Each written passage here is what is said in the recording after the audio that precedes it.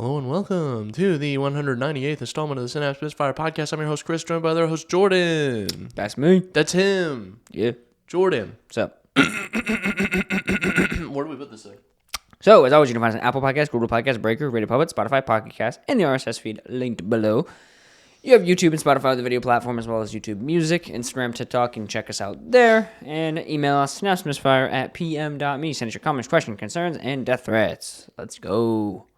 That's about it. That's all she wrote. Yeah? Yeah.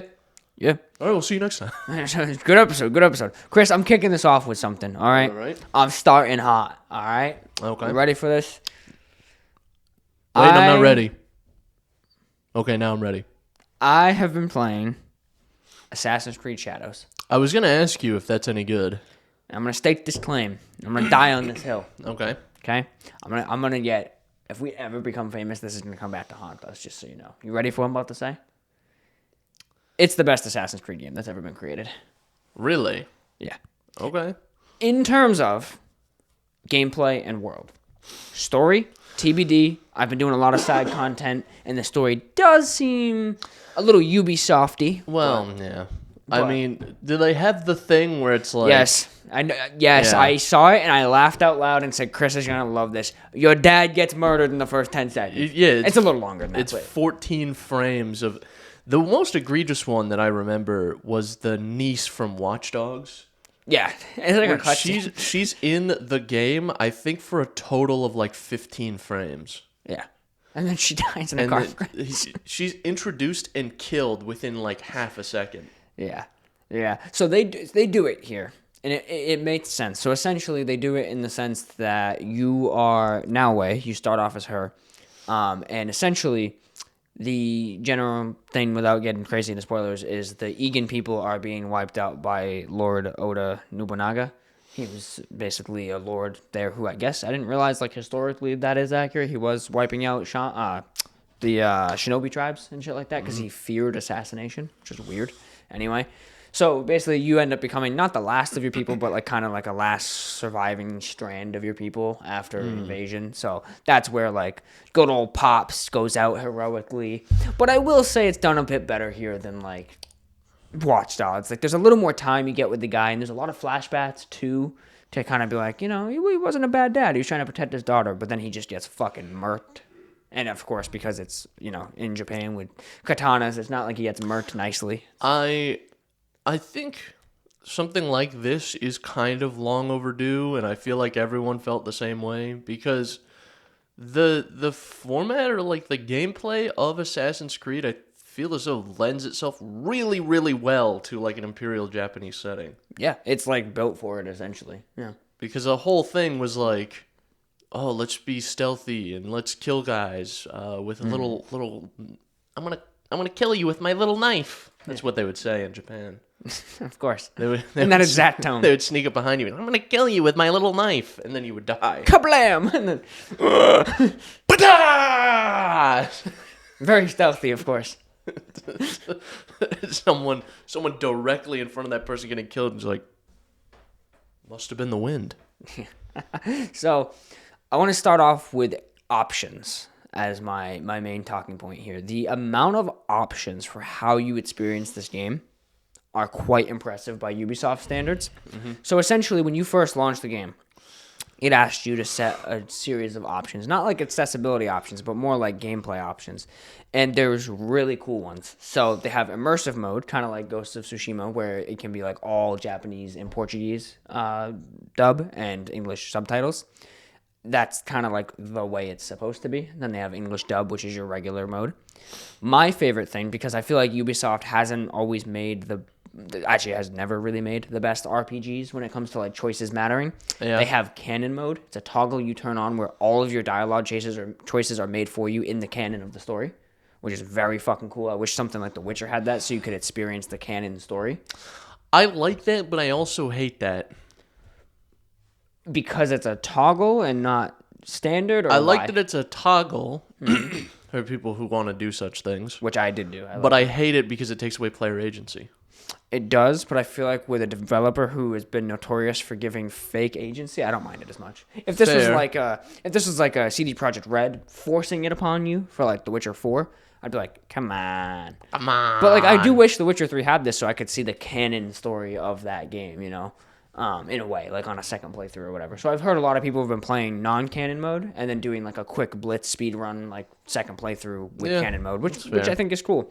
So they have that. And then they have difficulty settings for the stealth and the combat, independent of each other. So if you want, easy, face-to-face, one-on-one combat or like one-on-5 combat, you can lower it or you can raise it. And if you want hard stealth or easy stealth, you can lower it or you can raise it, independent of each other, which is pretty sick. In my case, the way I'm playing is I have immersive mode off because I'm playing on expert difficulty. And there's not a lot, but there's enough inner monologues that are like kind of important that it's very hard to be trying to be stealthy on the hardest difficulty while reading subtitles, at the same time. So I need to be able to hear what she's saying, basically. And I have the canon mode on. So I'm experiencing the canon story with no major choices. There's still choices in terms of like, do you want to help this person? Like donate them money or just tell them to fuck off? Or which character do you want to play as for this part of the game? But the actual dialogue of like, the stereotypical Ubisoft, like, hey, what do you think? And then it cuts to your character kind of doing like a, That was my favorite part of Eivor? Valhalla, where it would cut to Eivor. What do you think, Eivor? And you go, and then you make the choice and he puts his arms back down and is like, I think we should kill them all. well, I think. Yeah, and it's funny because there's only a couple cutscenes so far where there's like a little stutter where you can tell the game's like, okay, make the decision, and it's doing it itself, where the character will kind of like go to do that pose and then it will cut to them like making the choice. So. Well, actually. Yeah, but it's been really cool, actually. I like having like a open world game, but it feels like essentially a linear story in a way, which is pretty sick. The thing I will say is if you despised Valhalla in terms of like the world, if you were like, this open world is not for me, like the format of it, that might be a pain point for Shadows because the open world setup is similar, but it is like hands down, like for world design, dude, it's up there with like the Red Dead 2s of the world. Damn. Like it is a beautiful world with multiple biomes. They have natural season changes that happen. That's pretty cool. Like if you fast travel, time skips. If you switch characters, time skips. Every time you complete a quest, time skips. And like you do that enough times and it switches seasons. And the game is, I'm not going to say drastically, but surprisingly different in each season. Like, oh, you liked stealthing by sneaking across rooftops and like looking over edges in the summer? Well, in the winter, there's icicles, and if you stand too close to the edge, you knock it off, and the people will hear it and be like, what the fuck? Who's up there? That's pretty cool. So it's got shit like that. If it's really rainy out, like some of the enemies will actually hide. So like where they're normally on their footpaths, like, oh, let me do this. They'll just like sit under like banisters under a and shit. thing. So Yeah. Or they won't have lanterns because they're getting blown out in the wind and shit like that.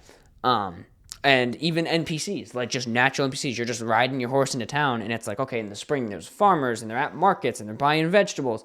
In the rain, it's like everyone's indoors. Like, no one's out just walking the streets besides, like, guards, really. So it's pretty sick. Like, it's a fucking incredibly designed world. There's a lot of the Ubisoft stuff of, like, well, there's a collectible over here and like a helix point over here and synchronization points over there, but like the world is fucking beautiful. So you find one page of a book, find the other 1,435 pages. So luckily that hasn't been terrible. There are some like fetchy quests where it's like you found an origami butterfly, find the other 10 that this lady spread out. But like the way they help you find it. No, I don't think I will. The way that they help you navigate the world is really cool. So I forgot to mention there's also exploration mode, just like Valhalla had, where you don't turn off the HUD or the map or anything, but it reduces it to a point where it's like, okay, you need to assassinate this target. And all your character knows is they're in northeastern Wakasa, a couple miles inland from the shore. But it doesn't just go like, here they are. Here's a point on the map. Go get them. Over here. So you have to go there, look around, like, and it's like, I don't know if it's going to be, the whole game like this, but like I will walk into a town. It's like Wakasa, for example. It'll be like they're near Sajuki Temple, and I'll go to Sajuki Temple, and people will be like, yeah, did you see that fucking dumbass samurai causing shit in the town? Yeah, I heard he went up to the mountains or whatever. And then you're like, oh, okay. And then you go up the mountains, and he's up there. Like, and it's very natural. It's not like it's like, hey, listen to these people. You just like walk by, and they happen to be saying it. Like, flows very nicely. If this was, I feel any other Ubisoft game, they would have that. But the second the people were talking about it, it would pull your focus to them. Yeah, right. But onto the gameplay part of it. So that's like the world part of it. I like the customization part of it because it gives you that flexibility. Gameplay. Biggest gripe is one specific thing with the controls. You know how in like a typically Assassin's Creed, right? You go on a rooftop, you hit B if you're on controller or whatever, or circle, and they kind of do that like jump off the edge and hang thing. Yeah. So this game has a mechanic, specifically when you're playing as the Shinobi, Naoe, where say you're like running on a rooftop and then you hit B, she'll do like a somersault right off the roof, like a nice front flip, bam, land on her feet and you can keep running, right? All cool. Smooth. Same thing with fences. Like if you're running to a fence, instead of having to do the like typical jump on the fence, jump off the fence. You can hit it and she'll do like a smooth mantle, right? Like parkour. Pretty sick. However, it's like 70% of the time, specifically on rooftops, that she'll actually like flip off the roof. The other 30%, she just drops and dangles, which is really annoying when you're like, okay, there's a guard path walking. I got to run and dive over them to the grass field so they don't see me. And then she just fucking hangs in front of them. And they're like, oh, an assassin. What are you doing there? Okay, so expertly, I have to dive over. I have to dive over. All right, go. Hello. Well, hey, I'm just hanging around. What's going on here? Start singing the emo song, dude. I'll leave it. So that's like my biggest pain point. It's like it's still... It's bothering me. I'm not going to leave it. It is kind of bothering, yeah. The weird silhouette it's causing. It's like doubled because of the shadow from the light. Shadows? Assassin's Creed shadows, dude. So that's like my biggest pain point though, is like it still has some of that like, you know, you're playing Assassin's Creed and you accidentally jump off a ledge and shit like that, and it's like, God damn it, like it just needs like slightly tighter controls. Like it needs like, I'm convinced Assassin's Creed needs the parkour system of like Spider-Man 2018 or like Spider-Man 2, where you just hold a single button, which they already have, but then the character just like does the most natural thing to like front flip up to that, you know? Yeah. Like it just needs to do that instead of like this weird hard lock, like lock onto ledges and stuff. Like I don't know. It needs a little bit of tweaking, I will say, in terms of parkour. So I would say like the Assassin's Creed from the jump, like their parkour system has been like the best. It has been one of the best, and this probably still is. Like if you play something like The Witcher, and you try to navigate that world, hopping fences and stuff, it's dog shit. Like, it is. But, like, even Red Dead, in terms of, like, character mobility and, like, you hit square and Arthur or whoever jumps the fence, like, it's a lot more reliable. Like, I really had rare instances where, like, I hit a button in Red Dead and it didn't do the thing I wanted it to do. Like, the only time I've had that is, like, sometimes I'd hit the melee button by accident and, like, punch my horse in the face. But, like, when it came to navigating the world, like, it wasn't often that I, like, ran my horse, like, off path by accident or like jumped over something and missed and fell and died. Right. Like I've had numerous instances where it's like, for example, perfect example, if your back is to a ledge and it's not like a lethal fall ledge and you dodge backwards, you hit the dodge button, they'll do a backflip off. But also, again, like 30% of the time, it'll be like, okay, you're going to backflip. And then the other 30%, it's like, okay, we're going to just have her drop and hang. Like perfectly like drop down. And like that's sometimes not great if you like climb up on a roof and all of a sudden you're like, oh shit, that guy can spot me, I gotta get down. So then you hit the button to like somersault off and she's just hanging there instead and he's like, I still see you, you know? So that's the biggest pain point. But I have to say, I don't know if I've played a game recently, I'm not gonna say ever, but recently that has done the dual protagonist thing as well in terms of their feel. So like, for example, I mentioned a rooftop. If you're on a rooftop, you know how you can always stand on like little tiny points and stuff in Assassin's Creed and you can run across them. The Shinobi that you play as Naoe can like sprint across a rooftop, full speed. The Samurai literally does one of these, balancing on the edge and moves at genuinely less than a tiptoeing pace. And even crawling, right? So they added prone for the first time in an Assassin's Creed game. So you can prone in grass or crawl under like holes in gates and shit like that. Even just dive, right? If you get spotted and you're running, you can just kind of like dive down and take cover.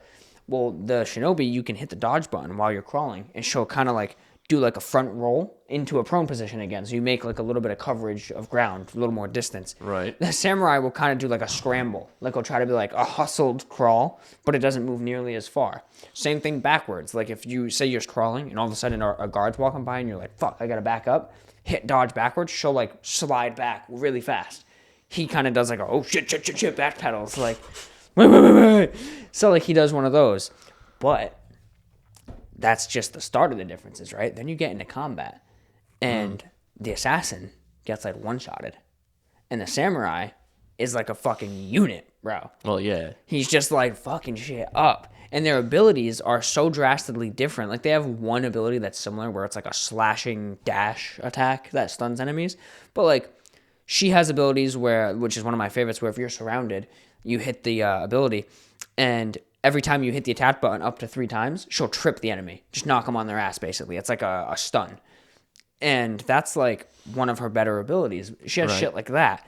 The samurai can do like the Spartan kick, of course. I was gonna say, yeah, you just kick someone in the chest. You can kick him flying. He does the dash ability. And then he has another cool ability that's like a basically, what is it from D&D? Retributive strike or something like that. Where basically you get hit and he just automatically parries and hits with like a really hard attack back. And it's like, it's like shit like that, like just power moves. And the scaling is done like pretty good, where like if you're a professional with your fucking combos and like your dodges, you can hold your own as the assassin. But like for the most part, your average player like me who's not particularly great at games, I'm not going to be sitting there trying to tank 10 people as her. I'm going to smoke bomb and run away and be like, I'm out of here. Like, but as the samurai, I'm like, oh, you added 3 more people? Let's fucking go. Like, let's do this. And don't get me wrong. Again, on Expert, he can still get shit on. Like, if you're bad, he will just get shit on. You also have a gun as him, which is sick. You got a fucking musket. Like, it's awesome. So, it's a really cool dual protagonist system. So imagine you're fighting a samurai and he puts down the sword and he shoots you right in the face. Yeah, but they have different weapons. So you can have a katana, a kirisawa, which is a sickle and ball and chain, essentially, for the shinobi. You also have a tanto, and then, of course, the hidden blade, which you can't use as a weapon, but for takedowns.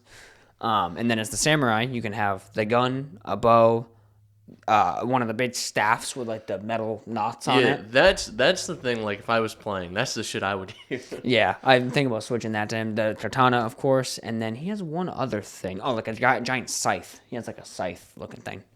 So they really mix up the way the characters feel in a very unique, good way. Like, you know, it's not perfect, but you definitely have to play them different. Like, there is no way to do the game in like a wrong way, but at the same time you are completely hindering yourself if you try to play the samurai stealth or her like action heavy, you know.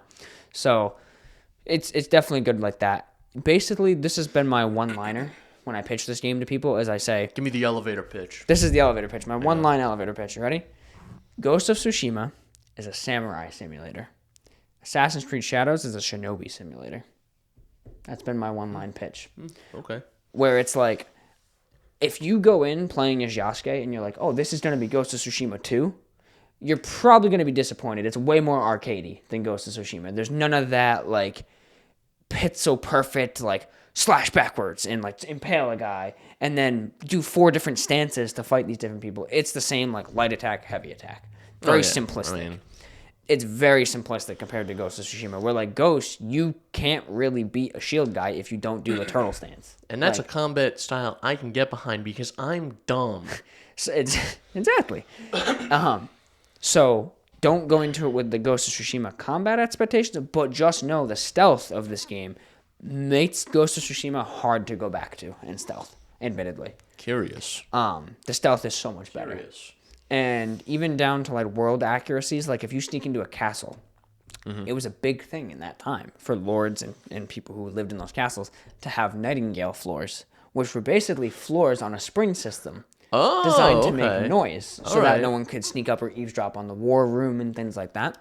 So those exist. Like, if you walk into the castle, you are making noise on those floors. You have to either just wing it or do eagle vision to kind of follow and, like, find the best path. For some reason, I was picturing when you said that, I was picturing like a big like thing coming from the ceiling, and it's a contraption where you pull the string and the floor drops out or something. That would be funny. Actually. That would be pretty cool. Where you're like, I got him! I found the evil guy I'm trying to kill, and he turns around and he just goes, and he pulls a big lever. He pulls a lever, and the floor falls out. And you fall into a pit of spikes. There's an NPC in Bully who, whenever you like get roasted, he goes neener neener. That's what he does. So he just goes neener, and then fucking pulls he the does string. the fucking Fortnite emote. She's like, I'll get you, and then he pulls the string, and you just fall, and it's a visceral death. She hits the bottom, and her legs are like 90 degrees bent backwards. She falls 30,000 feet.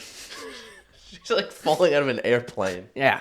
Somehow he dug a 30,000 foot underneath hole. the castle. I don't think we could do that now. No. In 2025, I don't think we could dig a human-sized hole that's 30,000 feet deep. I don't think so.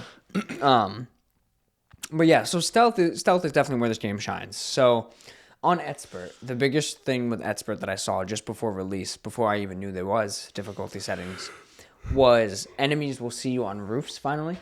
So like I think Which I makes mentioned sense. this on the previous podcast when I saw the Reddit clip.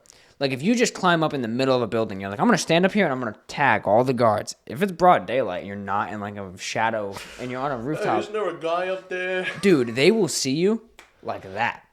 And on top of that, their AI, as dumb as it can be, like I said this to my brother last night when I was telling him about the game.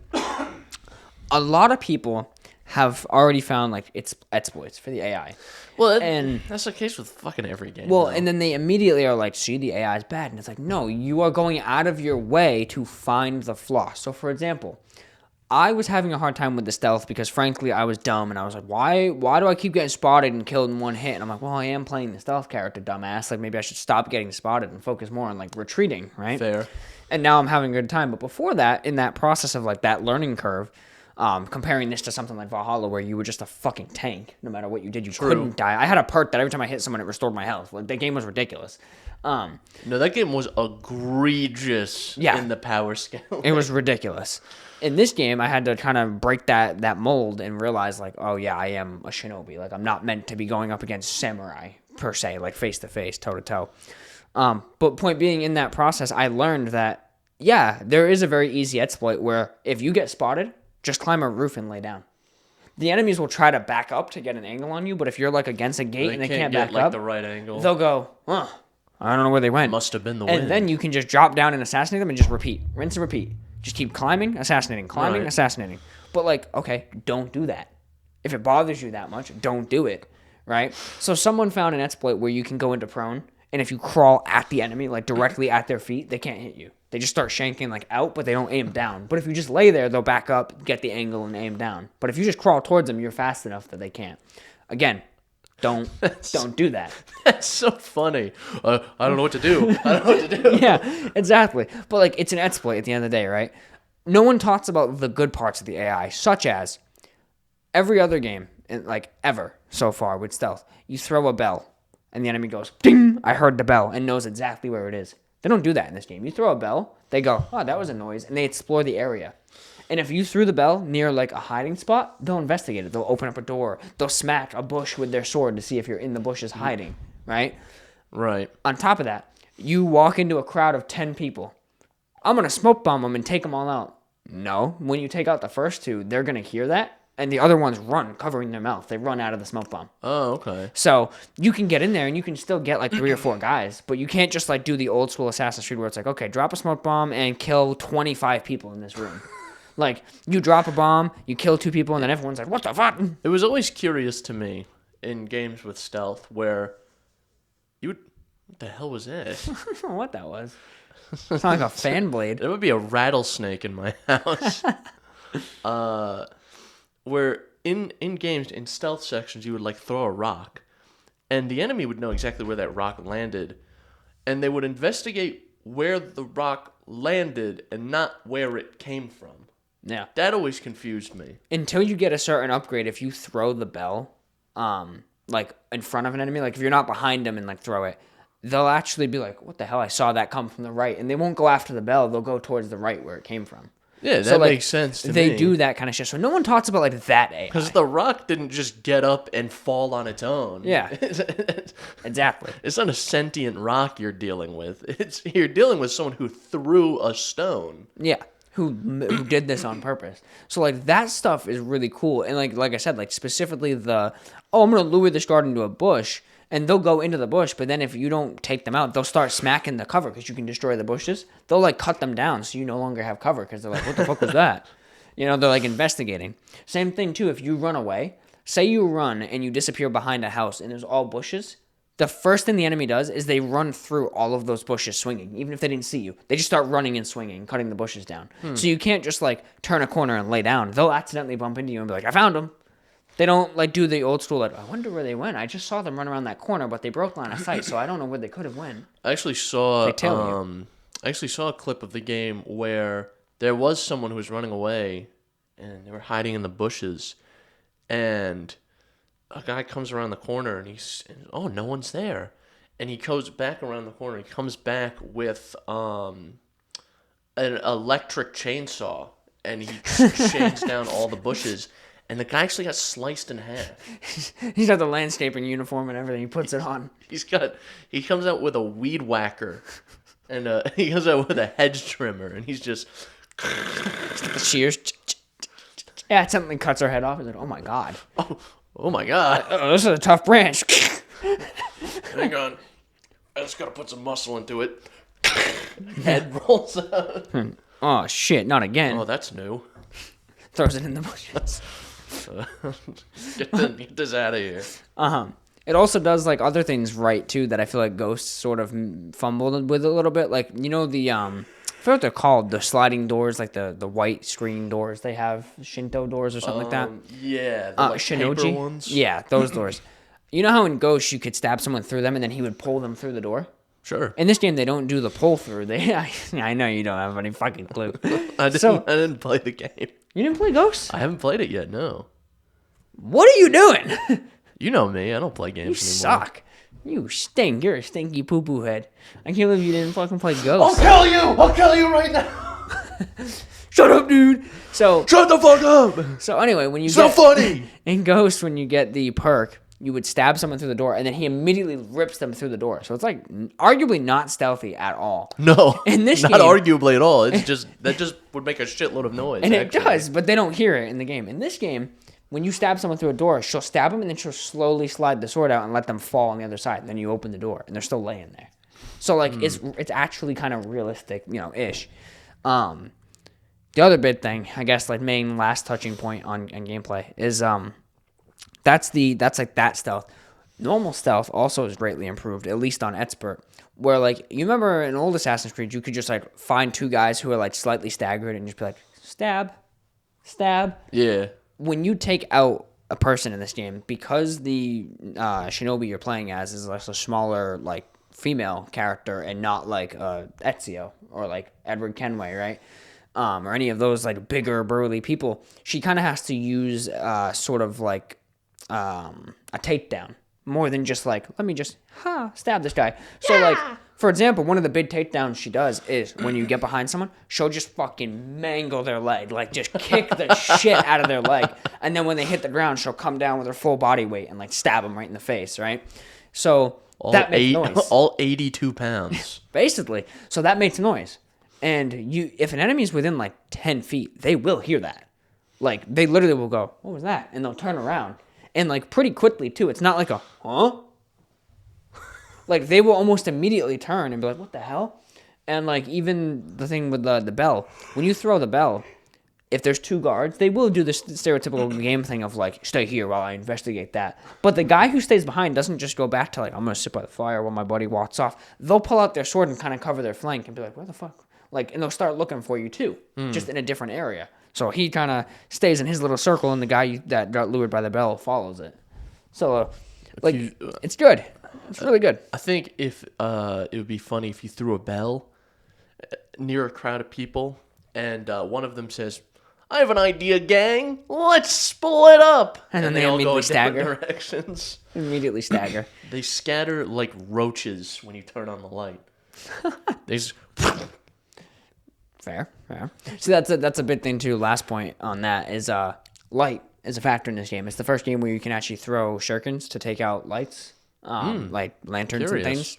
Shadows do actually play a part. You can hide in shadow, and you can extinguish lights. The only mistake they make with that is they did the same dumb shit that The Witcher did, which is like, oh, here's a chest with a ton of candles around it, but the button to open the chest is the same button to light those candles 50 times. So you go to hit the button, and in The Witcher, Geralt's like, and then in Assassin's Creed, she's like, let me pull out a match real quick. And same thing with doors. They'll have candles around doors. So you're like, okay, let me extinguish this candle before I open the door so no one sees me standing behind the door. And you hit the button, and all of a sudden you're like, okay, I'm going to extinguish. And she just goes, and opens the door in broad daylight. I was just standing there with like the sun in your face, like, uh-oh. That's so fucking... So I kind of wish... so funny to me. I kind of wish they had a different action button. Like candles were, I don't know, A, and doors were Y or whatever. There's certain like animations or situations in video games specifically that I find uniquely hilarious, and that's one of them. The other one is one of the other ones is in Cyberpunk when you have gorilla arms, or I think just if you have a high enough strength score, you could pull doors open with your hands. So you just the idea of being behind a door and some fucking guy just goes. Just pulls it open. Like a steel door. And walks through and turns you into mist with a shotgun. It's so funny to me. That is funny. But TLDR on it, Shadows is very good. I think it's the best overall Assassin's Creed game that's existed in gameplay and world design. Story's kind of to be determined, but I definitely think everyone should give it a shot at some point.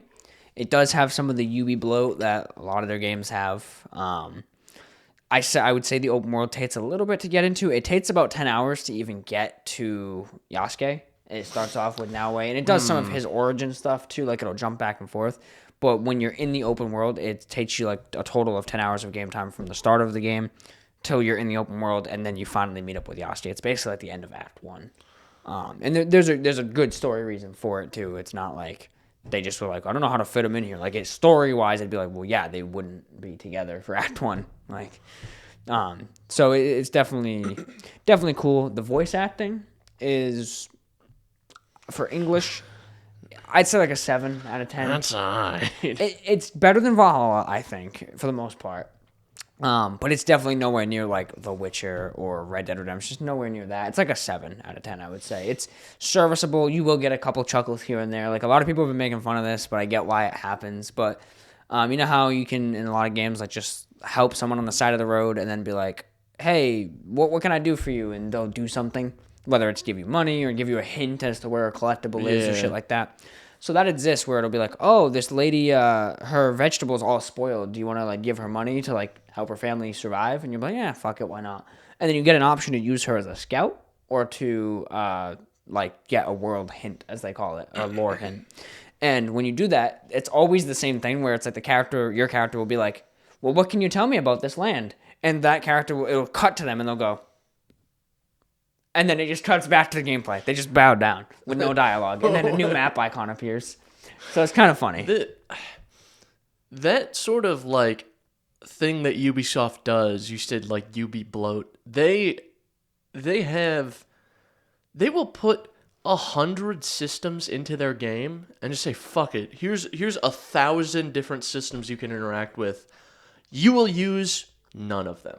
Yeah. None of them are practically useful. And that's how I felt about, and I'm not just shitting on Ubisoft here, because that's how I felt about Starfield when I played Starfield. Is like they give you 1,000 different systems. They don't explain any of them. And then none of them have like significant like radical gameplay implications. Yeah, I can add a couple of new things to my suit, or I can add a couple of new things to my gun. But there's like an entire like research and science system. There's like a huge ship customization system. Like, but I'm not using all that. I'm not doing all that. This has hideout customization. You can make an entire base of operations, kind of like you could in Assassin's Creed Brotherhood. And it's a really fleshed out system. And I've seen some beautiful bases people have built. But I'm going to be honest, there's 6 buildings you need to like have all your hubs essentially with all your people. I just have 6 squares on this big field. I'm like, that's building 1, that's building 2. I didn't connect them. I didn't put, like, you can put tunnels between buildings. I'm like, I'm not doing that. It's like, I felt the same way about the Fallout 4 settlement building. Same. Yes, that's a perfect example, actually. It's because, like, I'm not going to spend any time in this fucking settlement. Yeah. I'm going to be here. I'm going to be in Sanctuary so that I can store my stuff and go somewhere else. Well, yeah. I don't give a fuck if Sturgis has a bed. I don't care. He could sleep on the ground. Why didn't he fucking build it? Well, if he wants a bed so damn bad. That's what I say. It's like you can put bushes and things like that, but it's like I go there for 3 reasons. The forge to upgrade my gear or dismantle gear. The guild, I forget what they call it, but like the scout guild to like recruit allies and stuff. And then so-and-so wants to talk to you at the hideout. Okay, let me go get a quest from them real quick. And then I'm gone. I'm back on the road adventuring. Like, I'm not hanging out there having dinner with these fucking people. Like, yeah. I don't need it. But I appreciate that it's there for people who care. Like, I've seen some beautiful bases for people who actually care. I don't, particularly. Yeah, fair. You can get pets, too, at the base. You pet animals in the world, and it will just be, like, obtained.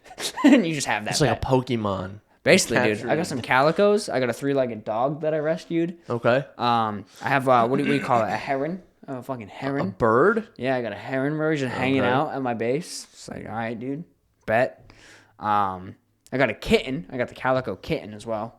Bro is never gonna grow up, by the way. He's still just tiny. He's a permanent kitten. Yeah. I guess. I have an Akita as well. Dog. Cool.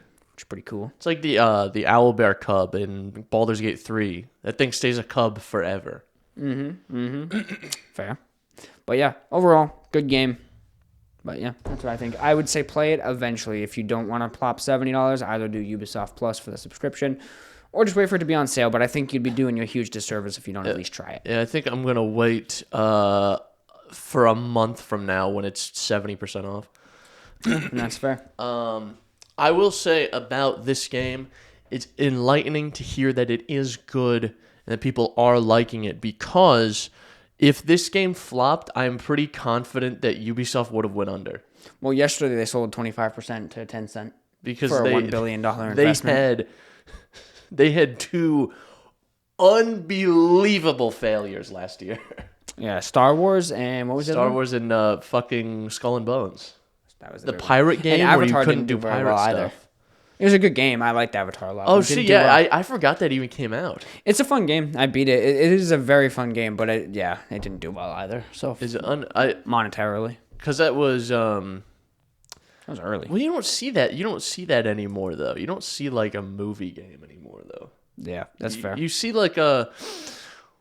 Because there's that one, but before that, when's the last movie game that came out that you can remember? That is a direct tie-in? Like, tied to a movie. See, Avatar is not technically a tie-in, but if we're basing off movie IPs, like IPs that started as movies, I really don't know. Because like Spider-Man could be argued to be like a movie tie-in, but it's not. That IP is not from movies. It's a comic book thing. Yeah. But like... Avatar is only a movie, isn't it? Yeah. Because there's... I think the video game to movie, movie to video game translation never works well. Very rarely. I was going to say rarely. Well.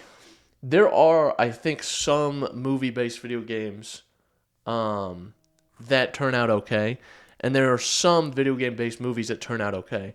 But the conversion rate is awful. It's in like the single percent. It's terrible. Like... I think if you're going to make a piece of media based on a video game, a book or a TV show are the way to go.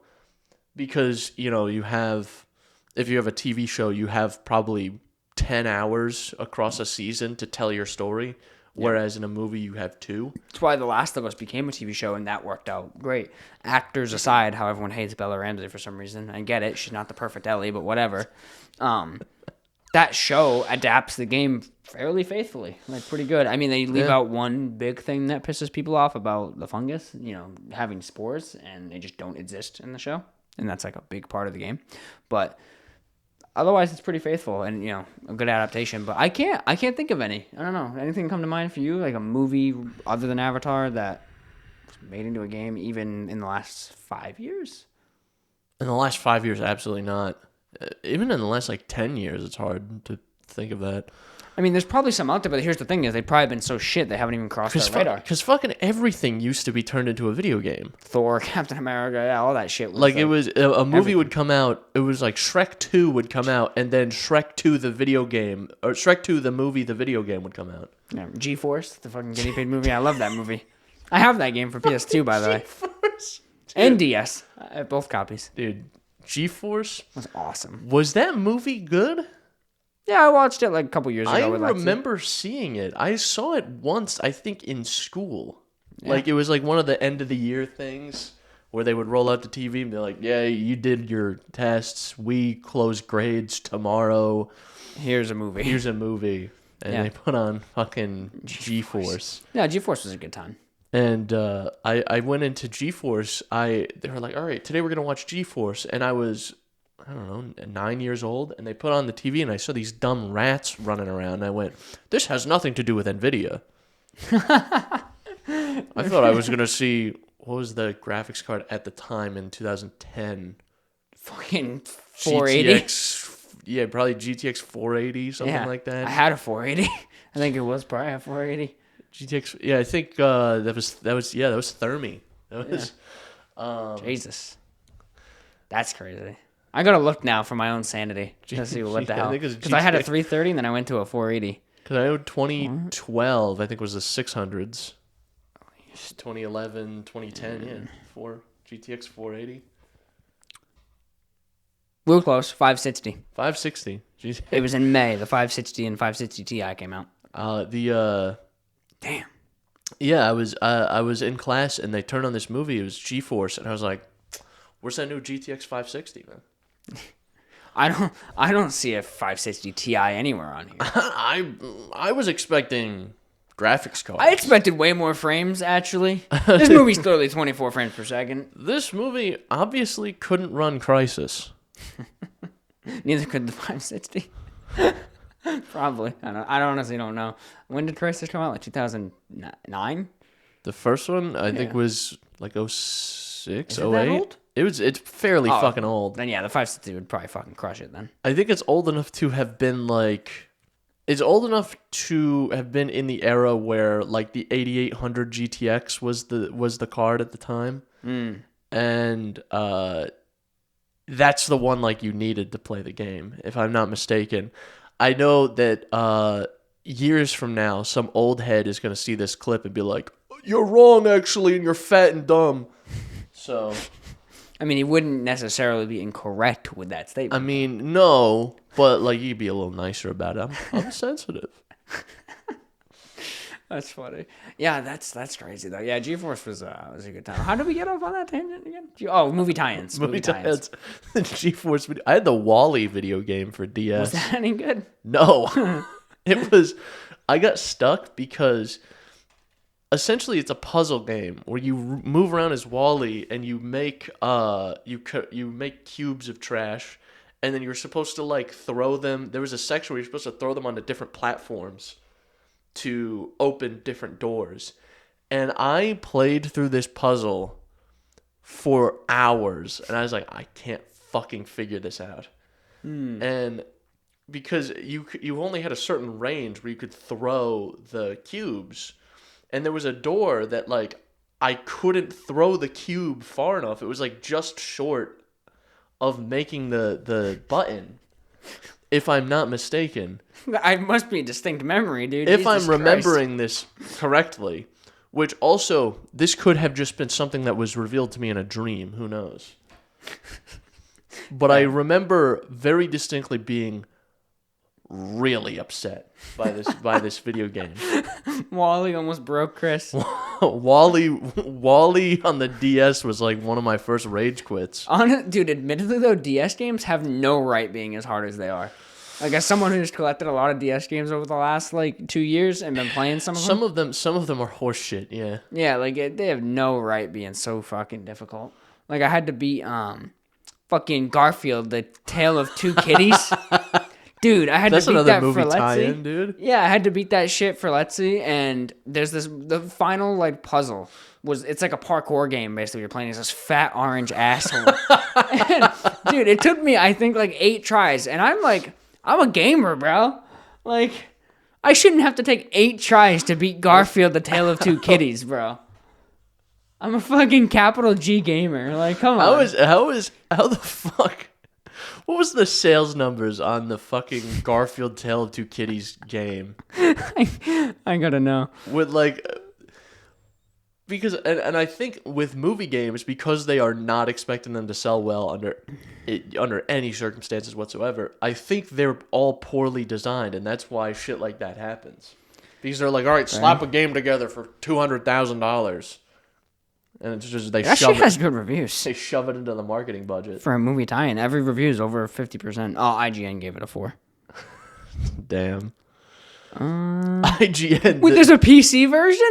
There's an article writer on IGN who had to play Garfield: The Tale of Two Kitties, and was like, "This game fucking sucks. 4 out of 10." Yeah, so it doesn't have sales numbers, but it actually reviewed decent. The DS port was the worst reviewed. The PC port got a 71. That's crazy. And the PlayStation port also got a 71 for having outstanding graphics. I mean, granted, I played the DS version, so I don't know, but that's wild. Yeah, it doesn't have sales numbers, so it must be incredibly low. We sold 4 copies of the only 4 exist. Yeah, that's actually funny. What is this? Oh, this is just resales. I was gonna say it said something about 10,000. I was like, that's it. That's resales within the last year on like a tracking website. Resales within the last year where only 10,000 people are like, I gotta have a copy of Garfield. I have to have it. Yeah, that game though, that had no right being so hard. Speaking of old games, Chris, I got a PSA, bro. Emergency alert. You know what got patched after 2 years of being not working? What? Bully for Android and iOS. Damn. It didn't launch on any phone after like the iPhone 11, I want to say. So maybe it's been like actually 4 years, to be honest. And anything above Android 9 or 10. And they just patched it. So I wonder if they're getting a remaster. That was my immediate, like, fucking put the hat on, get the tinfoil going. Was like, yo, they patched it for iOS. That way they could do a remake. That'd be sick. And then I immediately was like, that doesn't make any sense. Why would they patch the old one to make it more accessible if they want to sell the new one? So I, like, talked myself out of the conspiracy theory. The logic of the average video game leak believer. Like, I got a buddy at work who he will believe a video game leak with no fucking evidence. Yeah, no, I'm not quite like that. He will say like, they just leaked the GTA 6 release date. No, they fucking didn't. That's not real. That would be national headlines when that happens. So that's how you'll know. I look it up, and it was like some website, some video game website that only exists on the internet for like Turkmenistan listed a thing called GTA 6 for $89.99 that releases in September. No, that's not real. Yeah. Yeah. This is from the internet. And then he'll show me a screenshot from the internet of a country that doesn't exist anymore. He'll show me like a Czechoslovakian internet Splash page. Image. Like, no, they're 2 different countries now. That's wicked funny, actually. He shows you like a picture of just some guy holding a piece of paper, like, gee. He's holding a scroll. It's holding one of the Dead Sea Scrolls. This is GTA 6 will release. Yeah, that's crazy. Yeah, I like to follow leaks, but I also try to like just go with the flow. Like the way I look at it is like GTA 6 won't be a better game if we just keep like pushing Rockstar to release it. Fair. Like just let them cook, you know? Like because I only say this and I only believe this because I have faith in Rockstar. Goddamn faith. I have faith in Rockstar. What I don't have faith in is Bethesda and with Elder Scrolls 6. They announced that game like 7 years ago. I think it was 2019 or 2020, yeah. With a 15-second trailer with the logo. I thought it was like 18. Was it? Let me see. It might have been. No, well. Because I think PS5 was already out. Was it? Oh, I don't know. No, you're right. June 2018. In 2018, because it was like, I think they did that at E3. And Yeah, the that was the E3 last hasn't E3. existed in a while. That's crazy, dude. It was 7 years ago. Going on 7 years ago. They announced the game with a fucking 14 frames of a river or whatever, a mountain. It was like a mountain range, and then it just said Elder Scrolls 6. Elder Scrolls 6, and everyone went, wow! And then, see, and I would say, oh yeah, just let them cook. They'll figure it out. They won't. No, they won't! That game is going to be ass. So I heard, though. Booty. Balls. A leak, though, that they might be re-releasing Skyrim in Unreal Engine 5. I heard the same thing about Oblivion. Oh, sorry, it was Oblivion. You're right. It was Oblivion, which if they do that, that could be a little toe dip to figure out Elder Scrolls 6 taking so long. I will maybe they switch to Unreal. if they do release this Oblivion thing in Unreal Engine, that shit is going to be gas. I will absolutely play that. Although, I will say, I played a little bit of Avowed, which is Obsidian's new game. Yeah, it's in Unreal Engine. And I don't know if this is a product of how they made the game or a product of the engine, but it just feels like floaty. Everything feels like...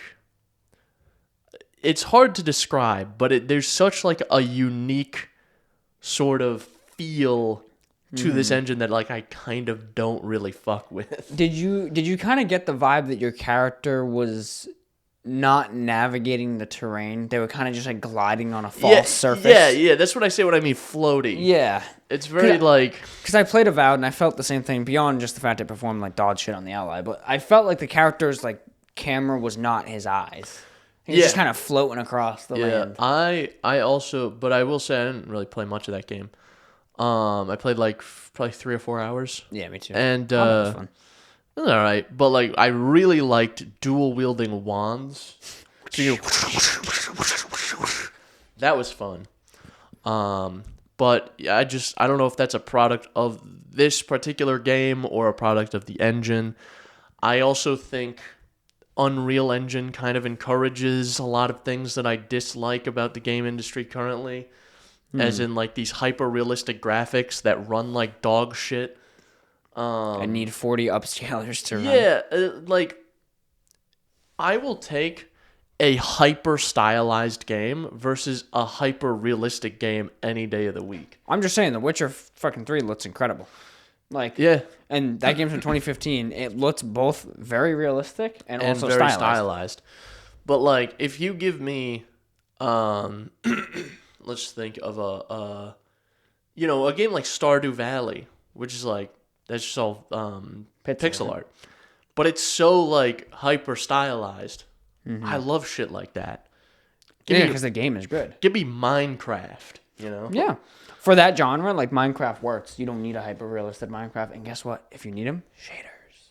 It's like, I know, but I also, like, I don't need a game like Skyrim or Avowed to look like real life when you're a fantasy warrior. When you're portraying things that aren't real to begin with.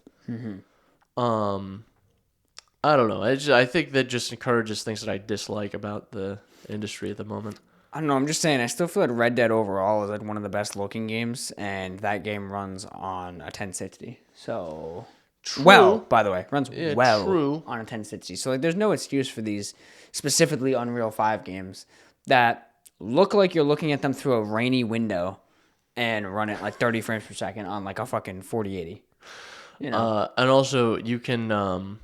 Because when I play games like that, I always put on DLSS because I know it's going to run like fucking cheeks if I don't.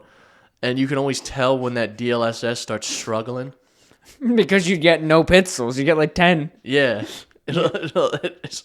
Why does everything look like channel 3 of a fucking CRT TV right now? So Shadows runs great on my PC, but I play it on the Ally like on lunch to just do some quests and shit. And it doesn't run particularly well on the Ally. So the FSR, the AMD upscaler, there's times where I'll like turn the camera, and I kid you not, I'm like back in Tomb Raider from 1999 for like a couple seconds. You turn around, and it's like, oh, it looks like it's snowing. I don't know what's happening. Yes, exactly. So it's funny, but and when you aren't 100% sure, because I know how it works now, but like when it was new, this was a new technology, and I used it to play Cyberpunk, because it was like right when DLSS dropped. the only reason that game was playable. And it was the only reason, yeah. It was the only reason I could play Cyberpunk at like 50 frames per second. Same. Because if I turned it off, I would get 20.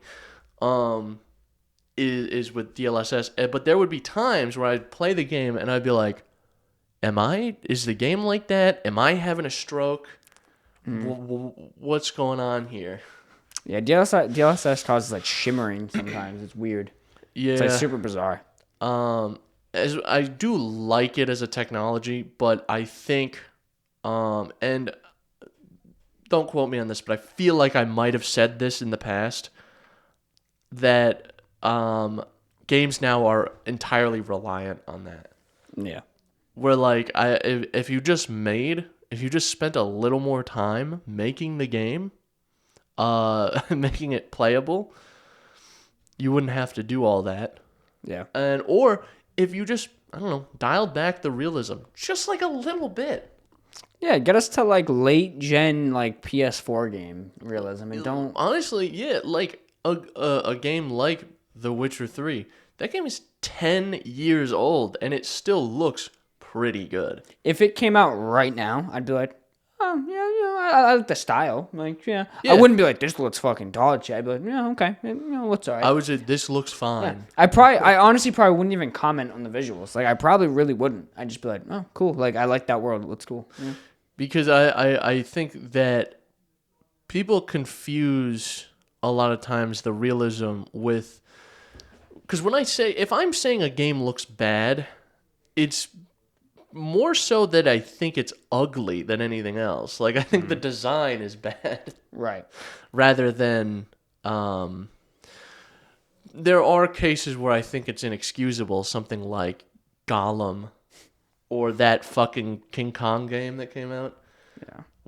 Like, okay, that's inexcusable. That game was rough. Kong Survival or whatever. I'm thinking like we can probably keep, like you said, late gen PS4 graphics, because realistically between those graphics and current graphics, almost no difference. Like not like a huge improvement. No. I was thinking late gen PS4 graphics, and these games are like late gen PS2 graphics. Or like very early PS3 at best. Very, very early, like PS3, but you also lobotomized it. Yeah. PS3, but you took out 2 cores. PS3, but you took out, the 3. It's like a PS. It's like a something. It's like a PS 2.9. So that's basically the PSP. The PSP was a hybrid where it was like above PS2 but below PS3. That's basically what it is.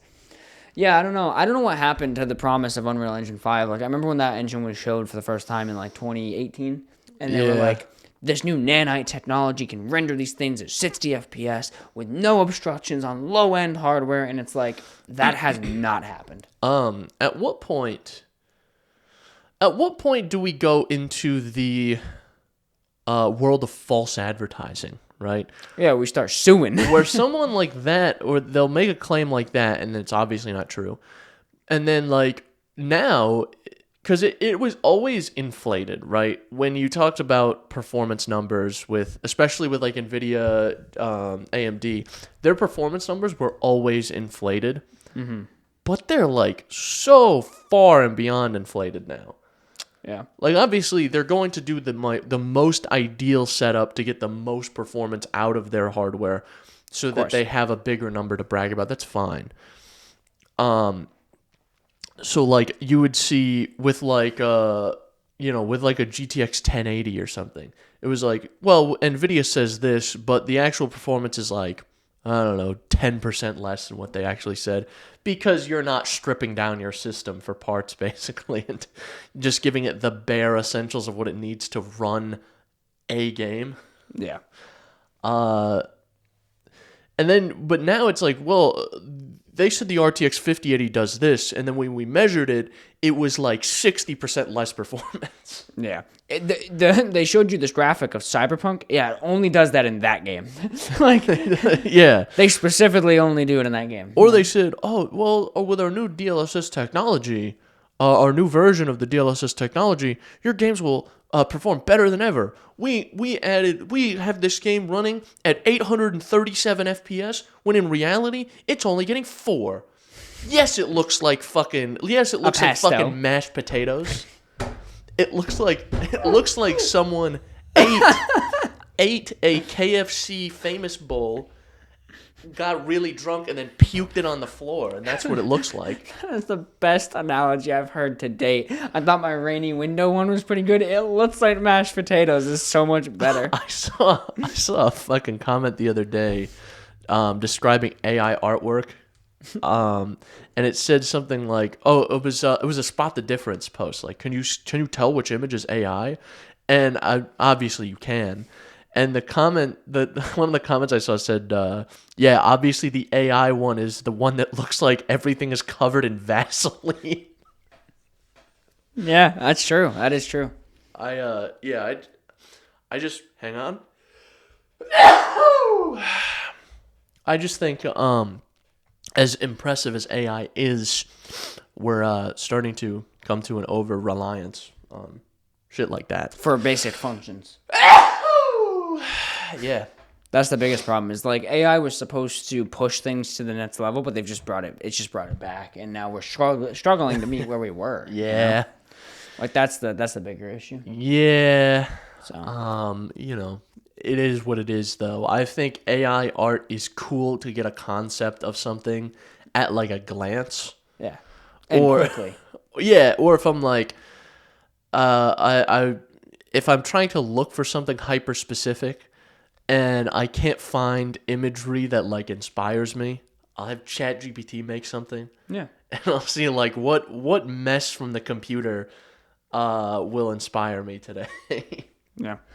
I think things like that exist for that reason, but people don't think of it that way. They think of it as like it does everything. No. It helps you do things. Yeah. Like if you give crutches to a guy with no legs, you're not really helping him much. Fair. And if you give AI to a guy who already has no talent, Yeah. Like us. Yeah, exactly. I mean, I have some talent. I have some, I guess. I have some talent. Like, I don't know. Have you ever seen how well I can sleep? He is pretty good at that. It's like the Patrick getting the award for doing nothing the longest. You know how dude, listen.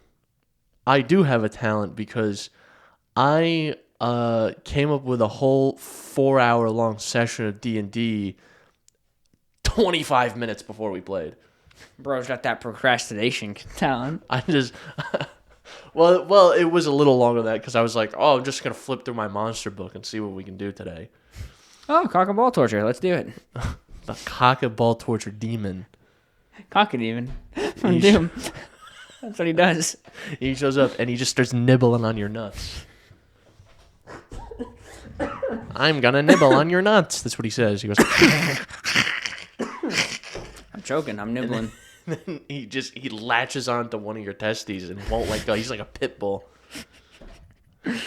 Oh, that just sounds brutal. It's like a fucking pit bull.